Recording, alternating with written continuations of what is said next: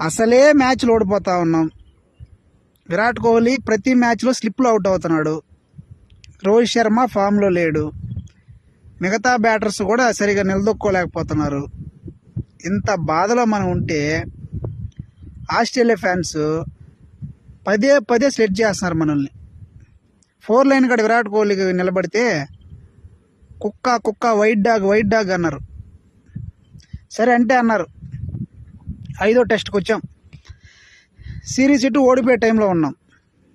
మళ్ళీ Australia fans ఏం చేశారంటే వాళ్ళ యొక్క విధానాన్ని మొదలుపెట్టారు సెలెక్ట్ చేయడం.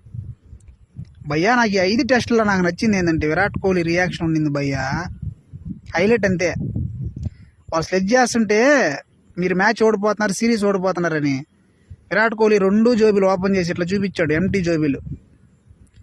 ఇక్కడ కట్టుకుంటాం కదా మనం లేస్ లాగా ప్యాంట్కి, తను ఇట్లా ఓపెన్ చేసి చూపించాడు.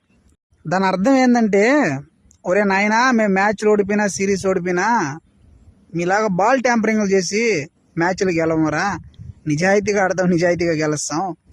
గతంలో మీ ఓళ్ళు చేసిన పర్ఫార్మెన్స్ చూడండి రా అని చెప్పి ఆ రోజు స్మిత్ గారు చూపించాడు కదా, బాల్ ట్యాంపరింగ్ చేసేటప్పుడు జోబులో పెట్టుకొని మళ్ళీ ఇక్కడ లాడాలి, ఇక్కడ ప్యాంట్ దగ్గర దాచుకొని ఇట్లా బాల్కి దాన్ని రఫ్ చేసి అట్లా బాల్ ట్యాంపరింగ్ చేశారు. దాన్ని చూపించాడు భయ్య. మూసుకొని గమ్మగా ఏమి ఇంకా సైలెంట్ అయిపోయింది స్టేడియం మొత్తం. ఇదిరా మీ బతుకు అని చెప్పి చూపించాడు వాళ్ళకి. మనోడు ఏమైనా చేసినా కానీ ఒక రేంజ్లో ఉంటుంది కదా.